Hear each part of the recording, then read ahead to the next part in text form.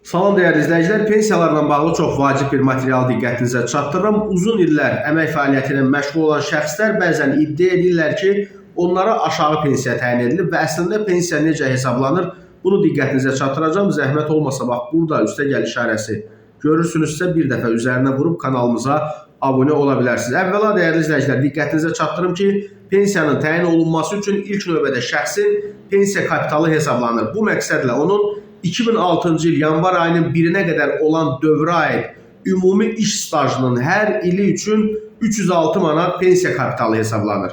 İl tam olmadıqda isə bu məbləğ natamam ildəki iş stajı aylarının sayına mütənasib olaraq hesablanır. Göstərici sığorta olunanların fərdi hesabının sığorta hissəsində 2006-cı ilin 1 yanvar tarixinə qədər qeydə alınır. Məsələn, 2006-cı ilin tarixinə qədər 20 il 6 ay ümumi iş stajı olan şəxsin həmin tarixə qədər qeydə alınmalı olan pensiya kapitalı olmalıdır 6273 manat. Bu göstərici qanunvericiliyə uyğun olaraq ötən müddət üzrə indeksləşdirilərək artırılır.